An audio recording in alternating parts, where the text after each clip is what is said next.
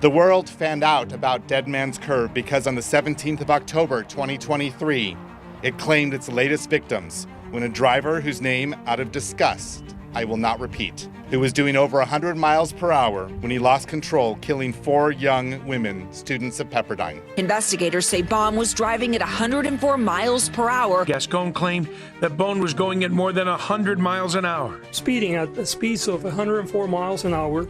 The max it was, maximum 70 miles an hour. Honestly, the mainstream media has not been covering the Fraser Bohm case very well. And that is because obviously the focus has been on the 4 lives lost, which is appropriate. But what I don't believe is appropriate is how the city of Malibu, Caltrans, and state of California has failed to fix this extremely dangerous road. It's nearly impossible to make changes because the state has the power. I joined DUI Guide. We filmed a video and we're going to keep it going. The president of Pepperdine calls Gascon and says, "Hey buddy, fix this. Take the pressure off of me." And he says, "No problem. Let me overcharge this kid just so that we can take the pressure off the university." That is insanity.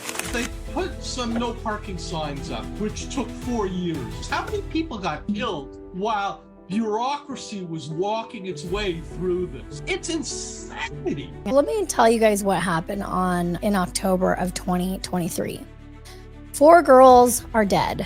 A 22-year-old is facing life in prison. But if you think that this is just about speeding, you've pretty much missed the entire story. If you're new here, I'm Ari Jacob, and I've actually been misrepresented by the media. And I've watched narratives destroy reputations, not because they're true, but because they sell.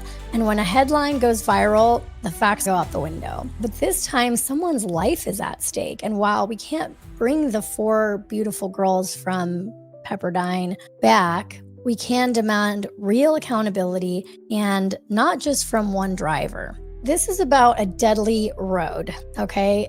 Political scapegoating, and a justice system that punishes whoever makes the best headline. So in this video, we're breaking it all down, what really happened the night of the crash, how the media twisted the story, why Fraser Bohm is being overcharged, and why the real blame lies with the state of California, in my opinion. If you care about the truth, fairness, and protecting future lives, please hit subscribe, ring that notification bell, and let's get into it. What happened on October 17th, 2023? 4 Pepperdine seniors, Peyton Stewart, Asha Weir, Deslyn Williams, and Neve Ralston, were headed to a party in Malibu. I know that they had parked their car. People were discussing, did they get an Uber? You can look at all the reporting on this. I don't know how nobody wrote in the report, yes, they parked their car in X-Way's place and then got out of their car to walk to a party. It doesn't say that they were dropped off by an Uber, so that leads me to believe that they actually parked.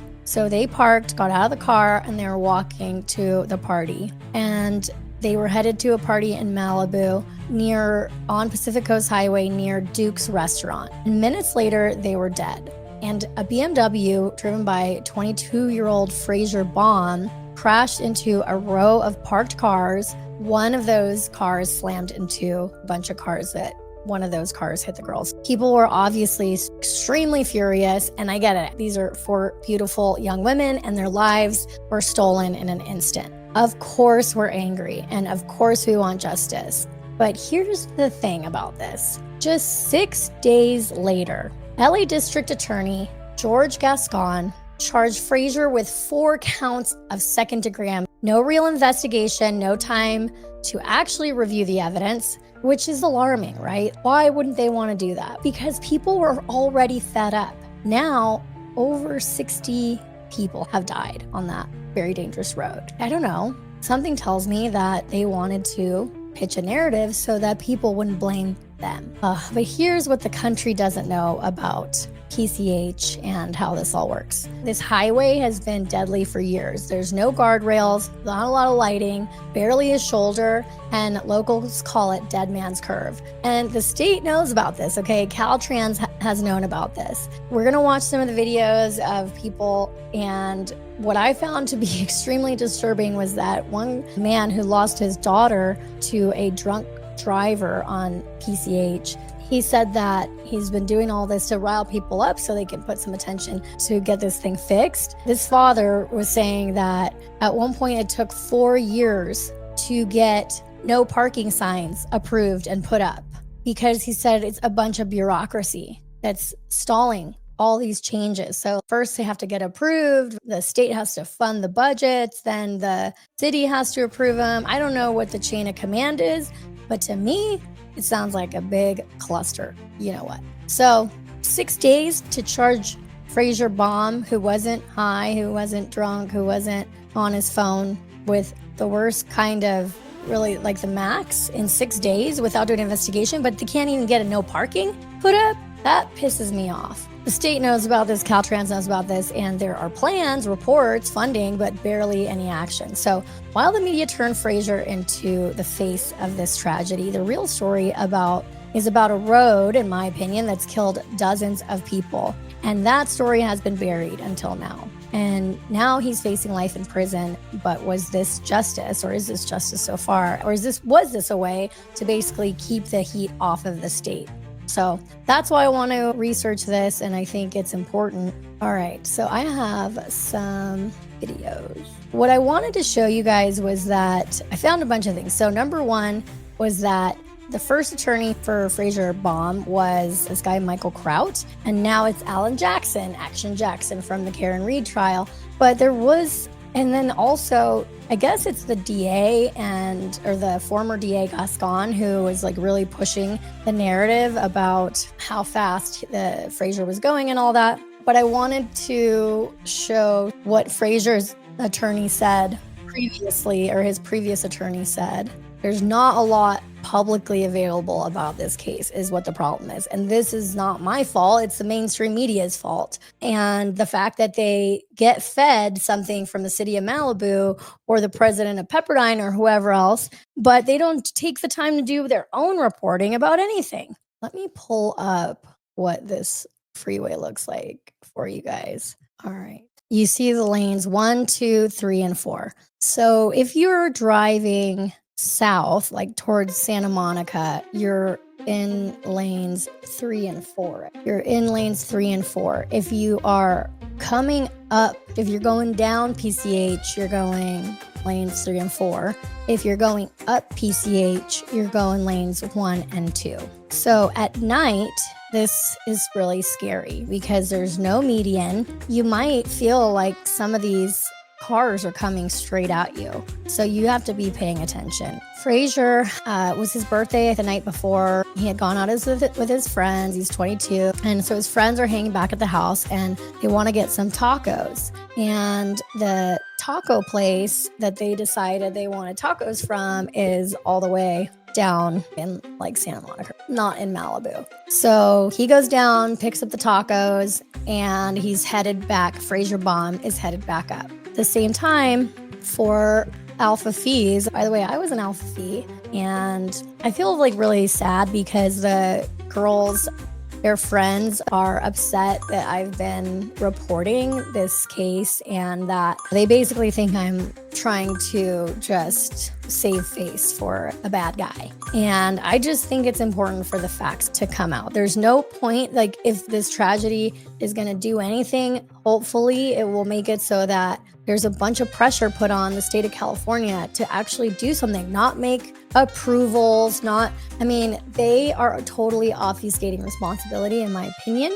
But anyway, I'm also an Alpha Phi. And the girls were basically all dressed up. They were going to a party. I don't know if it was like a fraternity party or what, but they're going to a party.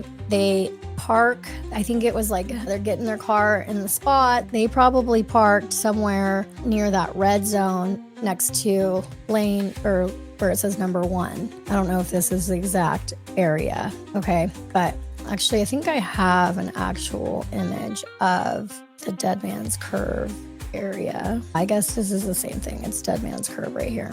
But I think the image maybe with the numbers is better. That way we can actually place it where they are, lane 1. Now, here's why it's confusing, guys, because I have access to the transcripts from the preliminary hearing, but all the things that go with it. So, for example, the videos, the photos that they show, the exhibits, I don't have access to any of that stuff. So I'm really just trying to guess.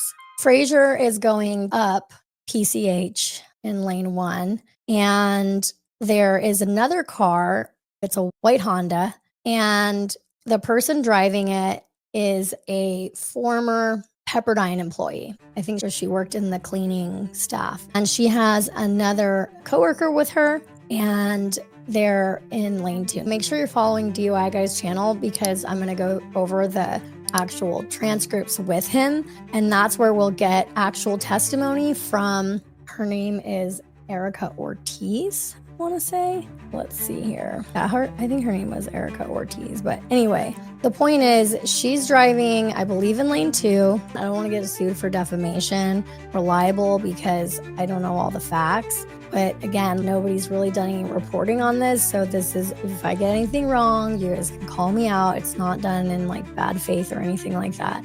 It's just, it's a bit murky, and there wasn't like a ton. So you basically have to read through like I said, the transcripts to even understand it. Okay, she's going on number 2, and they're both going northbound. Let's say that night she was going 60 or 55 in the 45. She definitely wasn't going the speed limit. At one point she says he passes her. Now, I think there was another car that was going southbound that kind of started going in her lane that may have scared her. And so it was obviously not perfect storm. She gets a little scared, and right at that moment, it may be Fraser was a little farther behind her. So he speeds up to get out of Victor Calandra's way. And right at that moment, a car comes into his lane. So he's speeding up to get away from Victor. And right at that moment, Erica comes in his lane. Just sometimes like you're driving and you feel somebody's coming. So you just maybe like just course correct a little bit. And so it could be that right at the moment where he speeds up to get away from Victor Calandra going up, that she's coming in his lane and he speeds up, and then that's when everything happens. At one point, Fraser and this guy, Victor Calandra, get into some type of argument, or I don't know if Fraser was talking to him. I just know that the lawyer said that this guy was chasing him and being aggressive with him. So let's listen to what Fraser's attorney said. The attorney for Fraser Bohm says a second driver was aggressively chasing him and that he was the victim of road rage. And then the other person came into his lane and started pushing him. That person then made contact with my client's car. He says that's when the accident happened. Bohm was arraigned yesterday on 4 counts for the deaths of 4 Pepperdine students. He hid behind a post. So I don't know. Oh my God, he hid behind a post. Yeah, that's because he was like getting death threats and stuff. Sometimes there's confusion between what the road rage guy did and what the former Pepperdine, Erica. Kraut would not say where he got the video, but says it did not come from the driver or his family. He says it lasts several minutes and claims sheriff's investigators ignored his attempt to show them the evidence. I think there's video of the white Honda coming into his lane, maybe making contact with his car. The sheriff's department refused to listen and do a job. They rushed to file this charge without... So that's what I don't like, the rush to investigate. I know people are like, this is not Karen Reed. It's not, but there's always more to the story. You have to always question if powerful people, very wealthy state, if there's politics involved, you just never know why something is happening the way that it is. Knocking it's good to look into it more. On the doors of the neighbors. This is what a sheriff's investigator claimed yesterday. As far as another vehicle that's involved, we haven't been aware of anything like that. And Kraut also challenged. They're not aware of anything like that. Okay, but did you investigate it? LA County District Attorney George Gascon. As he announced the charges yesterday, Gascon claimed that Bohm was going at more than 100 miles an hour. So Gascon is the one that's pushing this 105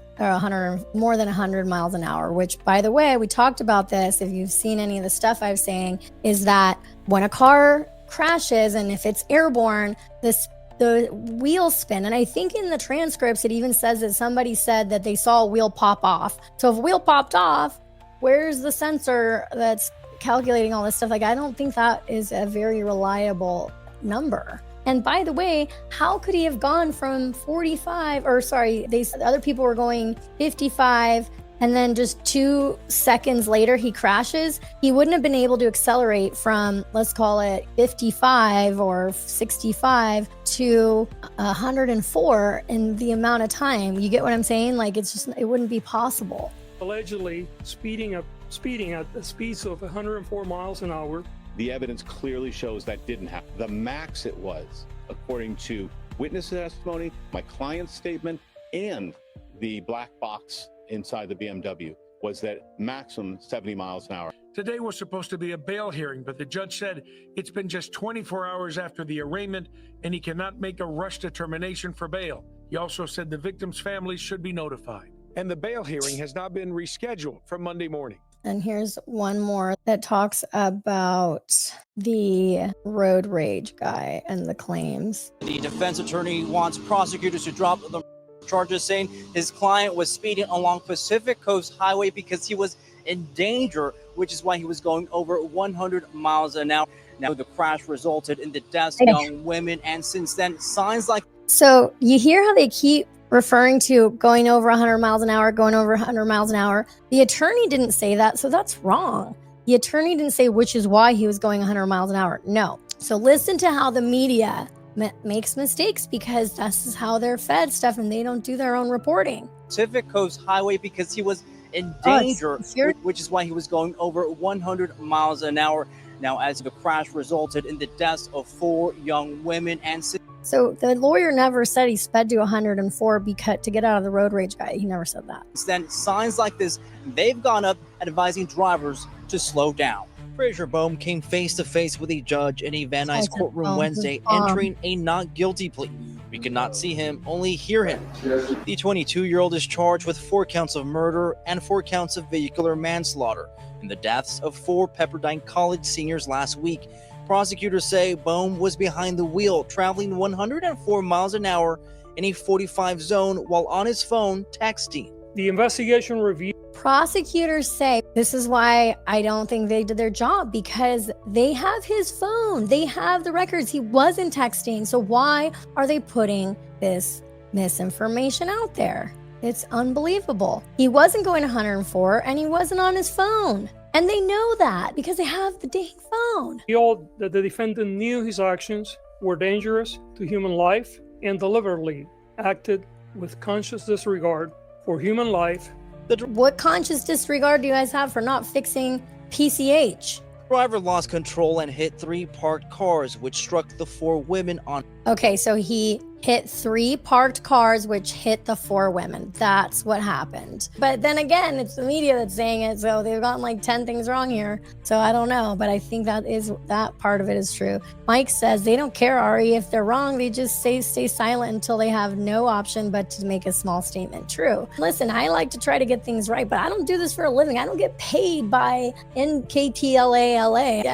By the way, shout out to my company, creatorgenius.com. If you guys have a business, I do social media for businesses. But anyway, I speak up on my spare time because I really hate when the media makes a villain, but the real villain should be Caltrans and the state of California, Gavin Newsom. I'm sorry, this isn't a political thing, but it's, dude, fix the road. This is exceptionally tragic. The family grieves equally. But Bohm's attorney says his client should not face charges, claiming this was a road rage incident where Bohm was being chased by another driver near Duke's restaurant, and there's video that proves it.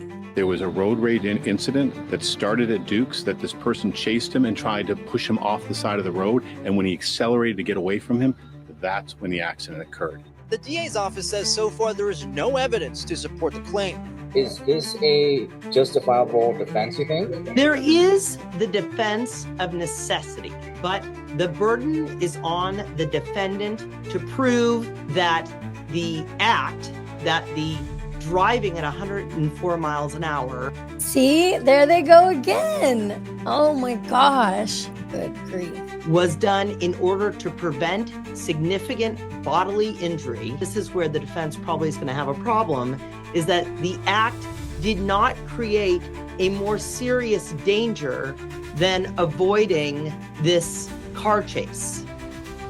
Here's what's also not being said, you guys, is that there's two things going on right now, okay? There's two things that happened. There's a road rage guy chasing Fraser, allegedly. Then there's another white car that comes into his lane.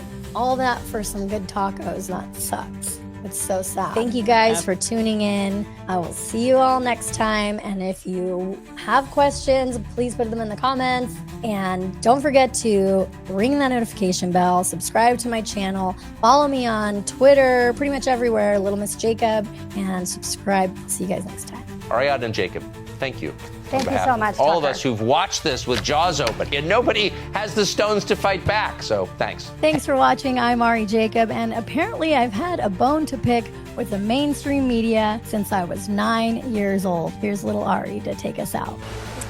Thank you so much, and I'll see you next time on ABC, the horrible news in the whole world. Thank you.